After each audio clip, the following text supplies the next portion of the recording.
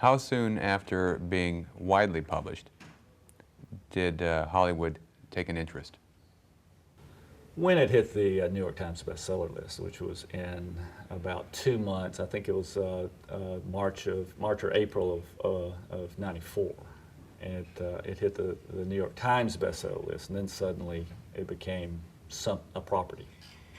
So we started hearing from every every producer in town, really. I mean, we had a list of hundreds who, because that's the way it works. You know, they want to pick up the book if they can, and then parlay it into something with a studio.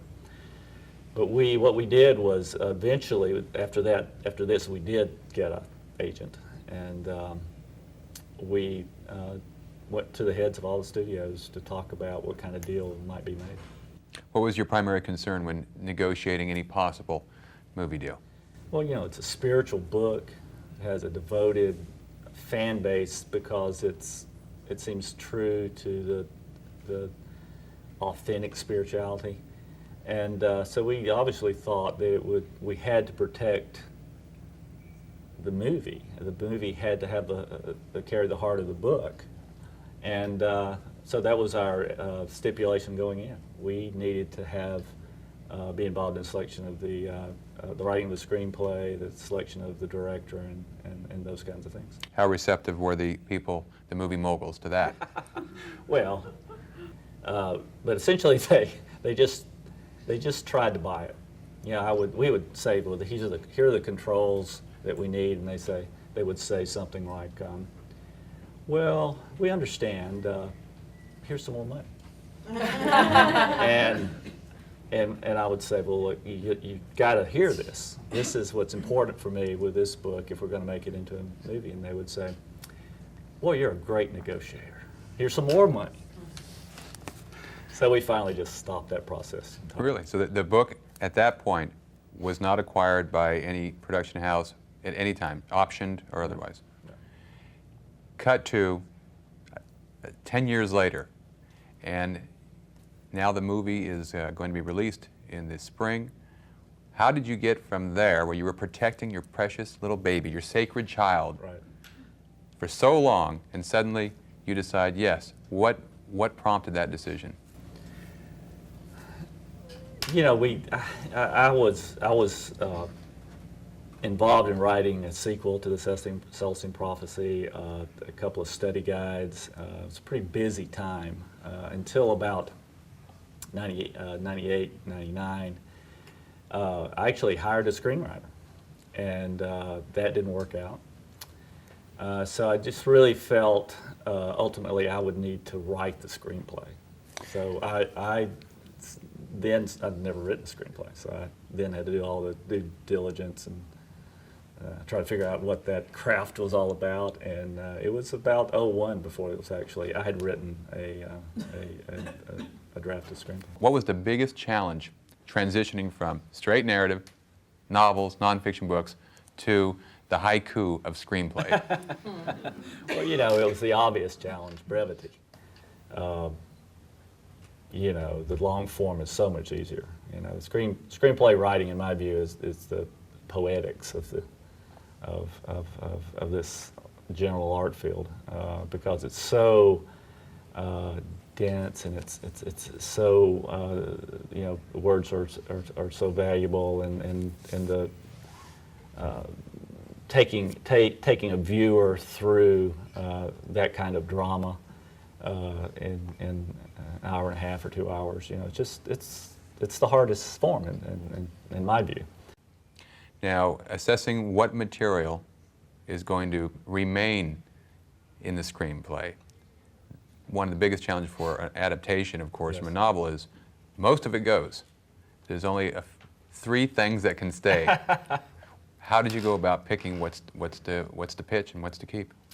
Well, you know, the book is very, very verbal. It's very, very philosophical. It's very, very didactic between characters. Almost all that had to go. What the heart of the book, though, and the heart of the movie, we hope, is this journey of this one person coming from a point where they're the life it feels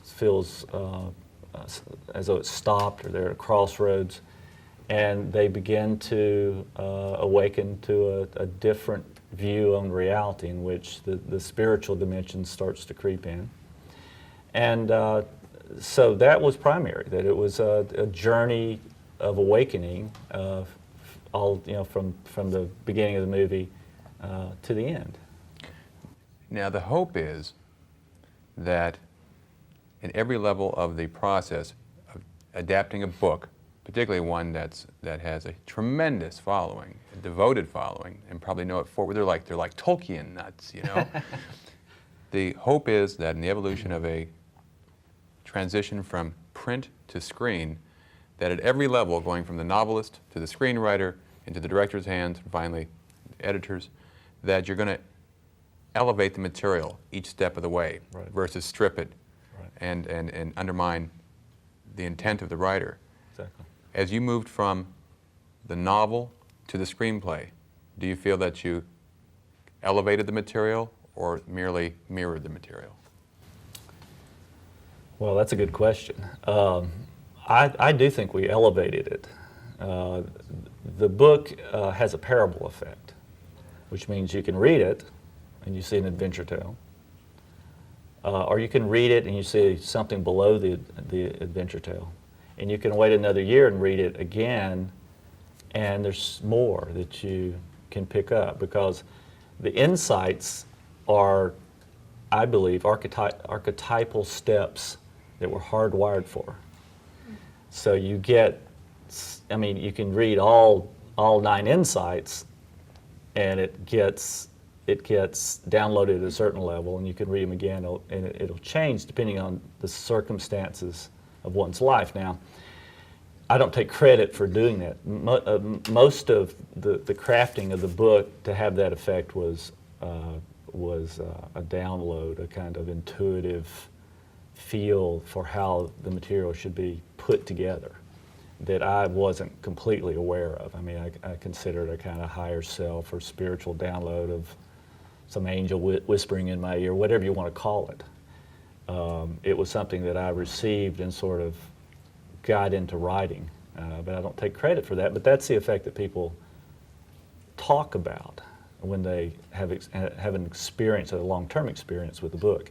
So the idea was to try to have the movie have that kind of an effect. And I think that because we stayed true intuitively to the process, I believe all the way through, I think it has that dimension. So, in our testing, we've seen that people immediately want to see it again, immediately report, after seeing it again, report that they see links and connections they didn't see the first time.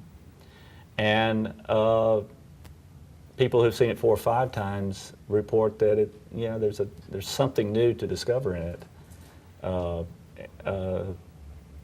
every time. So again, we weren't completely conscious of that process, but what we did try to do was, from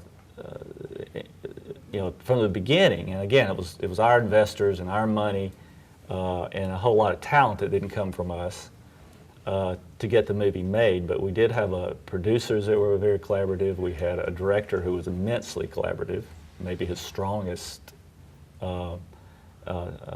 talent. So out of that, I think we have a movie, that is true to the book at those several levels.